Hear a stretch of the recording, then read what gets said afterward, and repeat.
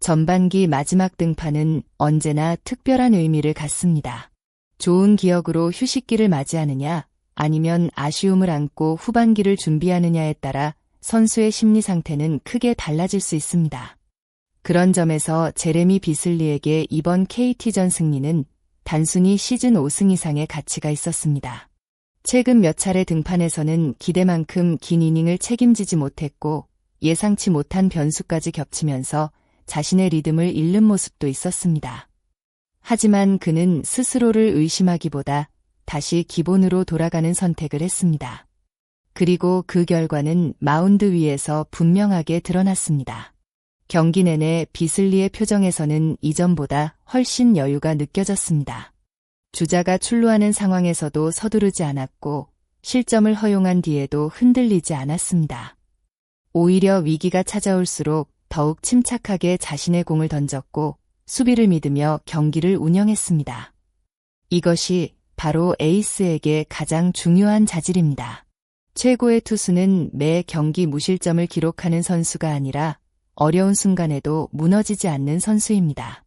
비슬리는 이번 경기에서 바로 그런 모습을 보여주었습니다. 더욱 긍정적인 부분은 팀 전체가 그의 투구를 믿고 있다는 점입니다. 야수들은 적극적인 수비로 응답했고 벤치 역시 비슬리에게 충분한 신뢰를 보냈습니다. 투수 혼자 만드는 승리는 없습니다. 배터리와 수비, 벤치의 전략이 하나로 연결될 때 비로소 좋은 결과가 만들어집니다. 이번 승리는 비슬리 개인의 부활을 넘어 롯데 마운드 전체가 다시 안정감을 찾아가고 있다는 신호일 수도 있습니다. 그래서 많은 팬들이 이번 경기를 후반기 대도약의 출발점으로 바라보고 있는 것입니다. 많은 팬들은 비슬리를 떠올리면 가장 먼저 시속 150km가 넘는 강속구를 생각합니다. 실제로 이번 경기에서도 최고 153km의 포심 패스트볼은 KT 타자들에게 강한 압박을 안겨주었습니다. 하지만 이날 가장 인상적이었던 장면은 빠른 공 자체가 아니었습니다. 진정한 변화는 공을 던지는 방식과 경기 운영에서 나타났습니다. 비슬리는 빠른 공에만 의존하지 않았고 스위퍼와 커터, 포크볼을 적절히 조합하며 타자들의 예측을 계속 빗나가게 만들었습니다. 구종 하나하나가 따로 놀지 않고 자연스럽게 연결되면서 타자들은 끝까지 타이밍을 잡지 못했습니다. 특히 위기 상황에서의 선택은 이전과 확실히 달랐습니다. 예전에는 주자가 쌓이면 삼진을 잡겠다는 욕심으로 힘이 들어가는 경우가 있었지만 이번 경기에서는 불필요한 무리 없이 가장 효율적인 승부를 이어갔습니다. 때로는 땅볼 하나, 뜬공 하나로 이닝을 끝내는 것이 삼진보다 훨씬 가치 있다는 사실을 몸소 보여준 것입니다. 이러한 변화는 단순히 기술적인 발전이 아니라 경험에서 비롯된 성장이라고 볼 수 있습니다. 또 하나 주목해야 할 부분은 투구수 관리였습니다. 초반에는 공격적인 스트라이크 승부로 투구수를 아끼고 필요할 때만 결정구를 사용하면서 6이닝을 안정적으로 책임졌습니다. 이는 후반기에도 긴 이닝을 소화할 가능성을 높여주는 중요한 요소입니다.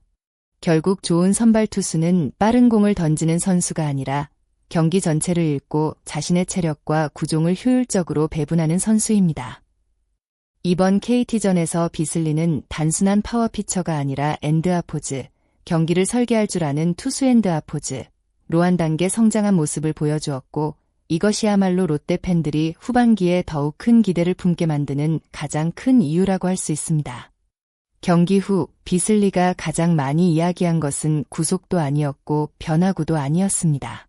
바로 엔드아포즈, 부담을 내려놓았다 엔드아포즈는 점이었습니다. 그는 모든 이닝을 완벽하게 막아야 한다는 압박감에서 벗어나려고 노력했다고 밝혔습니다. 스스로 다른 사람이 되려고 애쓰기보다 자신이 가진 능력을 믿고 자연스럽게 던지는 데 집중했다는 것입니다. 이러한 변화는 마운드에서 그대로 나타났습니다. 위기가 와도 얼굴 표정이 크게 변하지 않았고 실점 이후에도 흔들리지 않았습니다.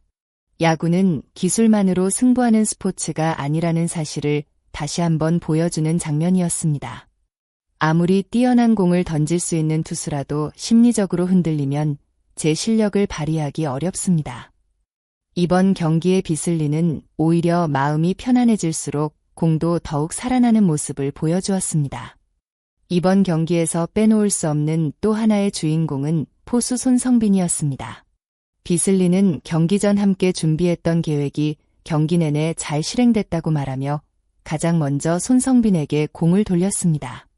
포수는 단순히 공을 받는 선수가 아닙니다. 경기의 흐름을 읽고 타자의 성향을 분석하며 투수에게 가장 적절한 선택을 제시하는 또 다른 사령탑입니다. 비슬리는 손성빈의 리드를 믿었고 손성빈 역시 비슬리의 장점을 최대한 살리는 볼배합으로 응답했습니다. 서로를 믿는 배터리는 위기에서도 흔들리지 않았고 그 신뢰는 결국 퀄리티 스타트라는 결과로 이어졌습니다. 후반기에도 두 선수의 호흡이 계속 이어진다면 롯데 선발진은 지금보다 훨씬 안정적인 모습을 보여줄 가능성이 높습니다. 올 시즌 비슬리를 이야기할 때 가장 많이 등장했던 숫자 가운데 하나가 바로 높은 베이비피였습니다. 잘 맞지 않은 타구가 안타가 되고 평범한 땅볼이 수비 사이를 빠져나가는 장면이 유난히 많았습니다. 운이 따라주지 않았다는 평가가 나오는 이유였습니다. 비슬리 역시 자신의 기록을 알고 있었습니다. 하지만 그는 억울함만 이야기하지 않았습니다. 그는 그런 불운도 야구의 일부라고 받아들였고 언젠가는 운도 자신에게 돌아올 것이라고 담담하게 말했습니다. 감독과 코치진, 야수들 그리고 손성빈을 믿으며 자신의 역할만 하겠다는 그의 말에서는 이전보다 훨씬 성숙해진 에이스의 책임감이 느껴졌습니다. 결국 좋은 선수와 위대한 선수의 차이는 불운을 대하는 태도에서 나타납니다.